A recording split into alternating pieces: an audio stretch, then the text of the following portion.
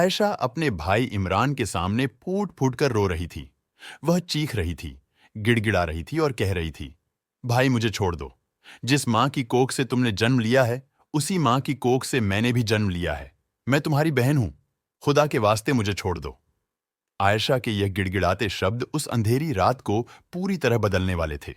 लेकिन इमरान का दिल अब पत्थर हो चुका था। उसकी दया और इंसानियत कहीं खो चुकी थी।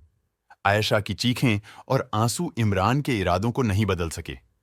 ना ही उसे आयशा पर कोई दया आ रही थी, ना ही कोई रहम। और फिर वही हुआ जिसका डर था। इमरान ने सारी हदें पार कर दी। दोस्तों, क्या आप जानते हैं कि उस रात आखिर क्या हुआ? कैसे एक भाई की क्रूरता ने सब कुछ तहस नहस कर दिया? इस खौफनाक सच्चाई को जानने के लिए वीडियो के अंत तक बने रहिए।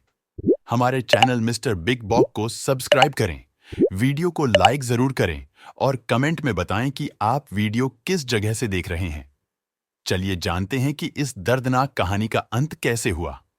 उत्तर प्रदेश के जिला इलाहाबाद के धूमनगंज थाने में सुबह का वक्त था।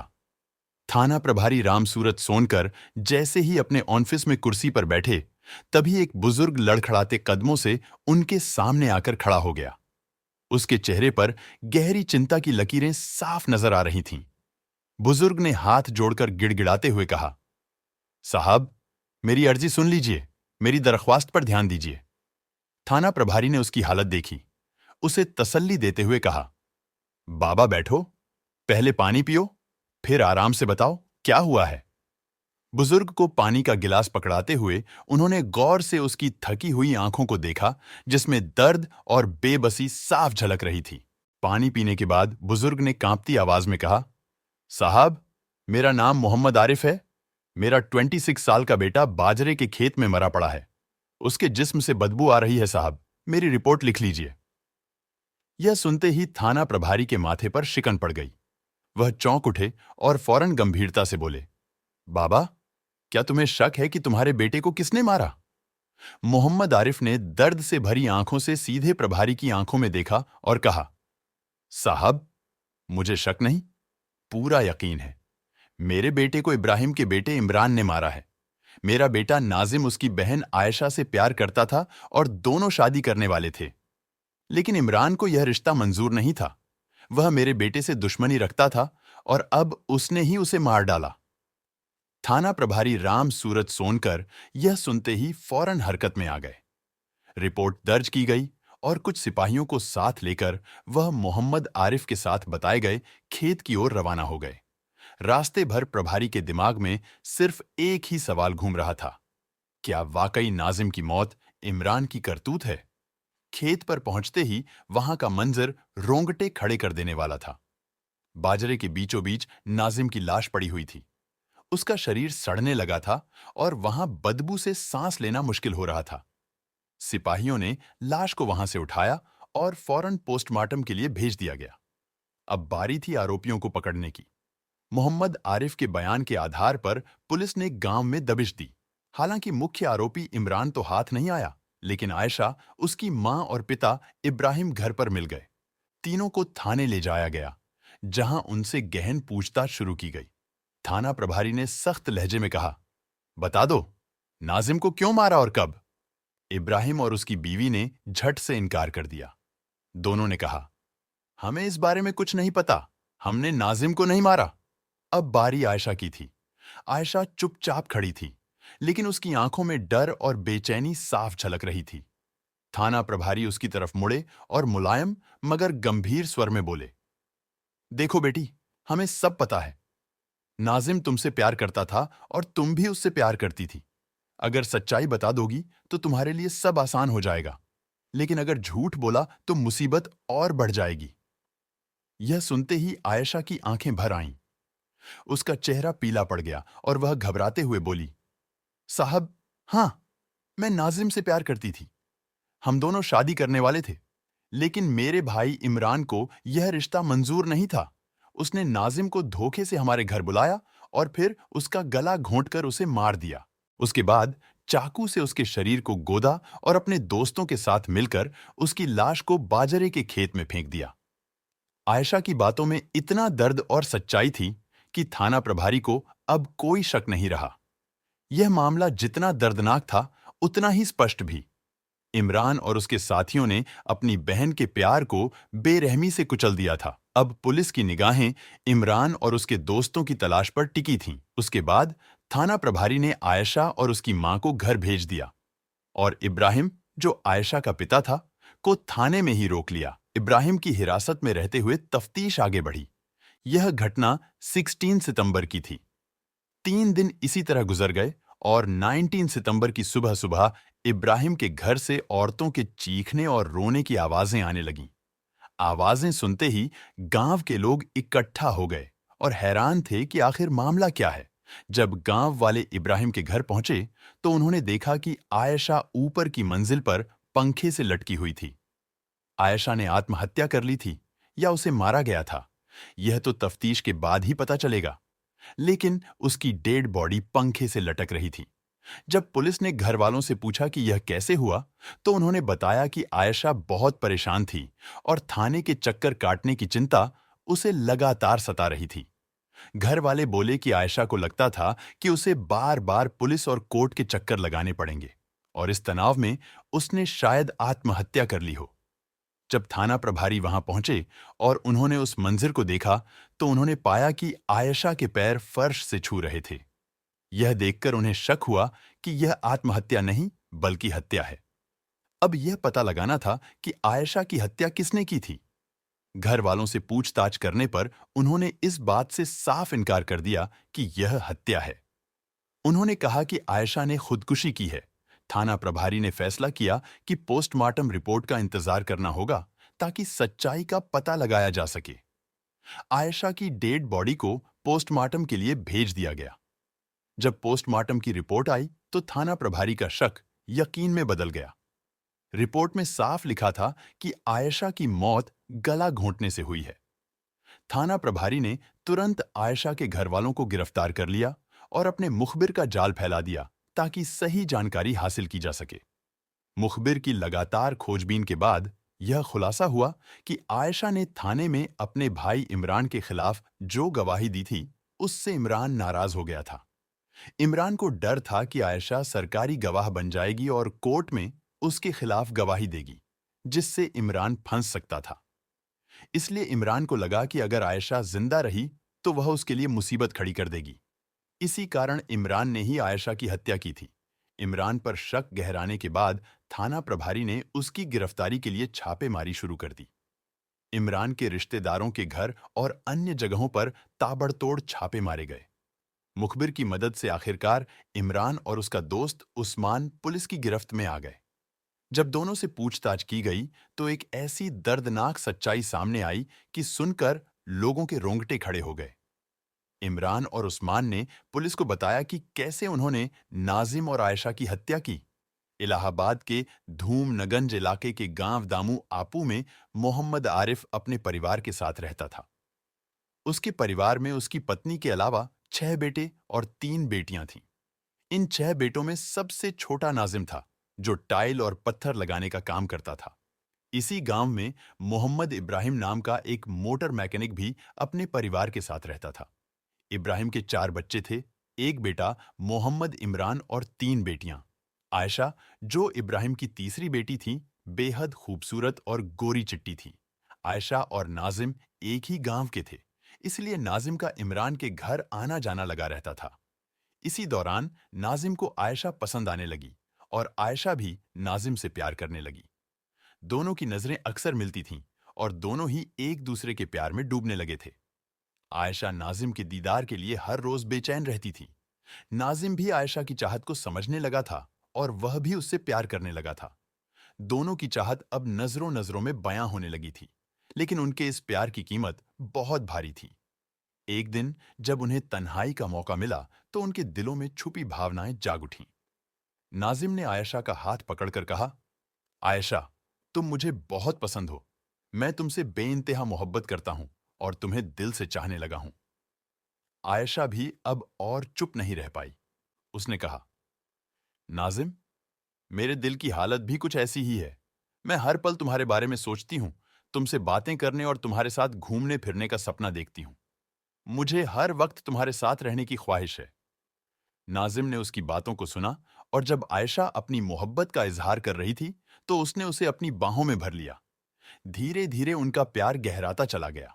गुपचुप तरीके से दोनों कभी घर में तो कभी बाहर रात के अंधेरे में मिला करते थे। घंटों एक दूसरे के साथ वक्त बिताते और अपने आने वाले भविष्य के सपने बुनते रहते थे। आयशा अब नाजिम की मोहब्बत में पूरी तरह दीवानी हो चुकी थी। एक दिन उसने अपना सब कुछ नाजिम के हवाले कर दिया, यहां तक कि अपनी इज्जत भी। उस रात दोनों ने अपने प्यार को नई ऊंचाइयों तक पहुंचाया। आयशा ने नाजिम से कहा, नाजिम, मैंने तुम्हें अपना सब कुछ सौंप दिया है, तुम मुझे छोड़ तो नहीं दोगे ना? नाजिम ने भरोसा दिलाते हुए कहा, कैसी बातें कर रही हो? अब भले ही हमारे बीच यह रिश्ता बन गया हो, लेकिन मैं तुमसे निकाह जरूर करूंगा। मैं तुम्हें कभी धोखा नहीं दूंगा। 2 साल बीत गए और उनके प्यार का रंग और गहरा हो गया। लेकिन कहते हैं ना, इश्क और मुश्क छुपाए नहीं छुपते। धीरे धीरे गांव वालों की नजर में उनका रिश्ता आ गया और अब मोहल्ले के हर शख्स की जुबान पर बस उनके प्यार की चर्चा थी। जब यह बातें गांव में फैलीं तो आखिरकार इब्राहिम और इमरान तक भी पहुंच गईं। इमरान, जो नाजिम का दोस्त था और आयशा का भाई, जब यह सुना कि नाजिम उसकी बहन से मोहब्बत कर रहा है तो वह गुस्से से भर उठा।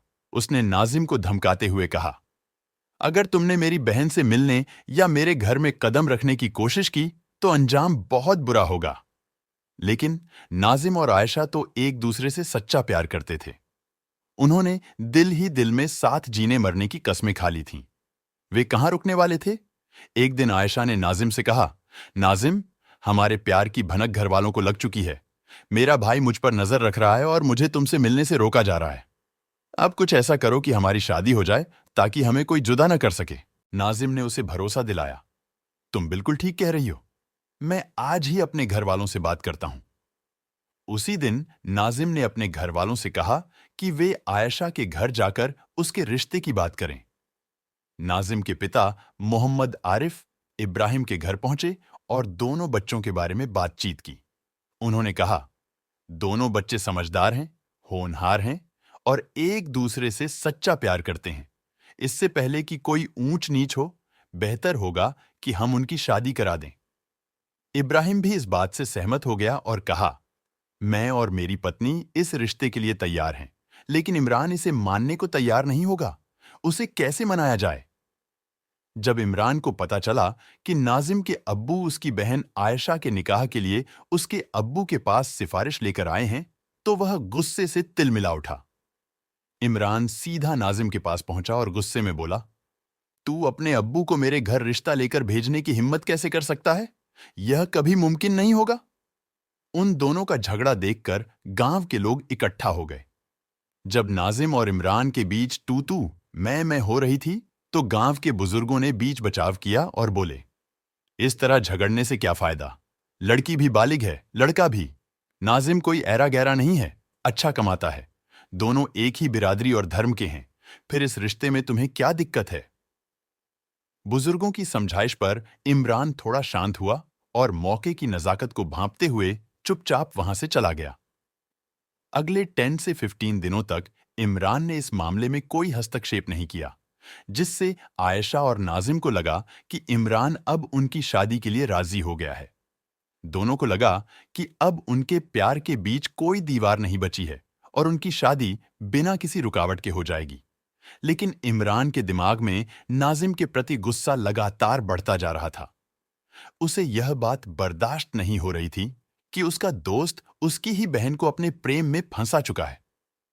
इमरान ने मन ही मन नाजिम को सबक सिखाने और उसे ठिकाने लगाने की योजना बना ली।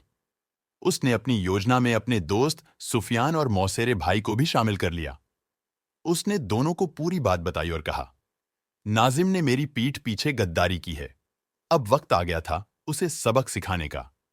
दोनों दोस्तों ने इमरान की बात मान ली और नाजिम के खिलाफ साजिश रच दी। योजना के अनुसार 14 सितंबर शनिवार के दिन इमरान ने आयशा से कहा, नाजिम को घर बुला लो, मैं तुम्हारी शादी के लिए अब तैयार हूं। आयशा को यकीन नहीं हुआ और उसने कहा, भाईजान, आप ये क्या कह रहे हैं? इमरान मुस्कुराते हुए बोला, जब सारे घर वाले गांव वाले और परिवार के लोग इस रिश्ते के लिए राजी हैं, तो मैं ही क्यों रोड़ा बनूं? मैंने भी फैसला कर लिया है कि अब मैं तुम्हारे प्यार के बीच नहीं आऊंगा और तुम्हारी शादी करवा दूंगा। बस नाजिम को बुला लो ताकि हम शादी की तारीख तय कर सकें और बाकी बातों पर मशवरा कर सकें। आयशा को भाई की बातों पर विश्वास हो गया, लेकिन उसे ये नहीं पता था कि इमरान के दिमाग में कुछ और ही चल रहा है। जब आयशा ने यह सुना कि इमरान उनकी शादी के लिए राजी हो गया है, तो वह बहुत खुश हो गई। उसने तुरंत नाजिम को फोन किया और कहा, आज काम से घर मत जाना, सीधे मेरे घर आओ। भैया इमरान मान गए हैं, हमारी शादी को लेकर और सभी घर वाले तैयार हैं। बस तुम्हें थोड़ी सी राय मशवरा के लिए बुला रहे हैं। नाजिम की खुशी का ठिकाना न रहा। उसने शाम को काम से लौटते वक्त बताए गए समय पर आयशा के घर पहुंच गया। इमरान और बाकी परिवार वालों ने उसका स्वागत बड़ी खुशी और आदर के साथ किया। नाजिम को किसी भी तरह से यह एहसास नहीं हुआ कि उसके लिए यहां कोई और योजना बनाई गई है। उसे अंदर बुलाया गया और पहले फ्लोर के कमरे में बिठाया गया, जहां इमरान के दोस्त पहले से ही मौजूद थे। नाजिम उन दोस्तों को जानता था, इसलिए उसे कोई शक नहीं हुआ और वह उनसे बातें करने लगा। नाजिम को नाश्ता कराया गया ताकि समय धीरे धीरे पास किया जा सके। नाश्ता करते हुए नाजिम और इमरान बारात, स्वागत और शादी की अन्य तैयारियों पर चर्चा करने लगे। रात के 11 o'clock बज चुके थे और गांव में सन्नाटा छा गया था। सभी लोग अपने अपने घरों में सो चुके थे। जब नाजिम घर जाने के लिए तैयार हुआ तो इमरान ने कहा, भाईजान, अम्मी आपके लिए खाना बना रही है, आपको हमारे घर से खाना खाकर ही जाना पड़ेगा। नाजिम को इस समय तक यह नहीं पता था कि इमरान और परिवार के मन में कुछ और ही चल रहा है। वह थका हुआ था और आराम करने के लिए वहीं चारपाई पर लेट गया। इमरान के इशारे पर नाजिम बेखबर और थका हुआ चारपाई पर लेटा रहा, जबकि इमरान और उसके दोस्त अपनी योजना को अंतिम रूप देने में व्यस्त थे। जब इमरान और उसके दोस्त नाजिम को इस हालत में देखते हैं, तो उनकी आंखों में एक दूसरे को इशारा होता है। फिर तीनों ने मिलकर नाजिम को दबोच लिया। इमरान उसकी छाती पर चढ़कर बैठ गया, जबकि उसके दोस्त सुफियान और दूसरा दोस्त उसके हाथ और पैर पकड़ लेते हैं। इमरान ने धीरे धीरे नाजिम का गला दबाना शुरू किया और पूरी ताकत लगाकर उसका गला घोंट दिया। कुछ ही देर में नाजिम की आत्मा उसके शरीर से जुदा हो गई और वह अपनी जान गंवा बैठा। नाजिम की मौत के बाद इमरान और उसके दोस्तों ने उसकी लाश को चाकू से गोदना शुरू कर दिया, ताकि ये सुनिश्चित हो सके कि नाजिम जिंदा ना रह जाए। वे डरते थे कि कहीं नाजिम की सांसें वापस ना आ जाएं। लाश को चाकुओं से गोदने के बाद उसे पूरी तरह नंगा कर दिया गया और गांव के बाहर एक बाजरे के खेत में फेंक दिया गया। इसके बाद इमरान और उसके दोस्त अपने अपने घर लौट गए। इमरान ने उस कमरे की सफाई की जहां नाजिम की हत्या की गई थी और फिर आराम से सो गया। सुबह होते ही इमरान बिना बताए घर से फरार हो गया। गांव वाले परेशान थे क्योंकि बाजरे के खेत से तेज बदबू आ रही थी। जब लोगों ने खेत में जाकर देखा तो वहां नाजिम की लाश पड़ी हुई थी। नाजिम के पिता मोहम्मद आरिफ ने कई दिनों से अपने बेटे को ढूंढा था। जब उसे पता चला कि उसकी लाश बाजरे के खेत में पड़ी है, तो उसने थाना प्रभारी को सारी बात बताई। पुलिस ने जांच शुरू की और इमरान और उसके दोस्तों को गिरफ्तार कर लिया। फरार होने के बाद इमरान को पता चला कि आयशा ने पुलिस में गवाही दे दी है और नाजिम की हत्या के मामले में उसका नाम बता दिया है। अब इमरान और उसके दोस्तों की मुश्किलें बढ़ गईं और वे कानून की पकड़ में आ गए। रात के अंधेरे में 19 सितंबर की रात को इमरान चुपके से अपने घर वापस आता है। बिना किसी को देखे वह सीधे आयशा के कमरे में पहुंचता है, जहां आयशा सो रही थी। इमरान उसे जगाकर पूछता है, तुमने मेरे खिलाफ थाने में गवाही दी है? आयशा जवाब देती है, हां, मैंने सच बताया है और अगर कोर्ट में भी गवाही देनी पड़ी तो मैं वही कहूंगी। इमरान उसे धमकाता है, अगर तुम ऐसा करती रहोगी तो हम फंस जाएंगे और मुझे सजा होगी। आयशा दृढ़ता से कहती है, तुमने मेरे प्यार को मार डाला है। हम शादी करने वाले थे। तुमने मेरे सुहाग को उजाड़ा है। मैं तुम्हें कभी माफ नहीं करूंगी। इमरान के मन में ख्याल आता है कि अगर उसने आयशा को जिंदा छोड़ दिया तो वह भी मुश्किल में पड़ सकता है। उसने मिट्टी का तेल का डब्बा उठाया और आयशा पर डाल दिया। जब आयशा ने देखा कि इमरान के तेवर बदल चुके हैं और वह उसे जान से मारने पर आमादा है, तो वह मिन्नतें करने लगी। उसने भाई होने का हवाला देते हुए कहा, भाई, मुझे छोड़ दो, मैं किसी को कुछ नहीं बताऊंगी। लेकिन इमरान पर शैतान का साया था। उसने सोचा कि अगर वह आयशा को आग लगाकर मारता है, तो चीखें सुनकर सबको पता चल सकता है। इसीलिए उसने प्लान बदल दिया और आयशा का गला घोंटने का फैसला किया। आयशा की कमजोरी और इमरान की ताकत के कारण वह मुकाबला नहीं कर पाई और कुछ ही देर में उसकी मौत हो गई। इमरान ने आयशा की लाश के गले में रस्सी बांधकर उसे पंखे से लटका दिया ताकि यह लगे कि आयशा ने आत्महत्या की है। उसके बाद वह रात के अंधेरे में घर से फरार हो गया। आयशा की मौत के बाद पुलिस ने जांच शुरू की और इमरान को गिरफ्तार कर लिया। पूछताछ के बाद इमरान और उसके दोस्तों को जेल भेज दिया गया। इस तरह एक भाई की अपनी बहन के प्यार के प्रति असहिष्णुता ने उसे अपने बहन और उसके प्रेमी की हत्या की ओर प्रेरित किया। नतीजतन दोनों परिवार बर्बाद हो गए और कई जिंदगियां तबाह हो गईं। दोस्तों, अगर आपको यह कहानी पसंद आई हो, तो वीडियो को लाइक करें और चैनल को सब्सक्राइब करना न भूलें। ऐसी और भी रोमांचक कहानियों के लिए जुड़े रहें। कमेंट में जरूर बताएं कि आप इस वीडियो को कहां से देख रहे हैं। तब तक अपना ख्याल रखें। धन्यवाद।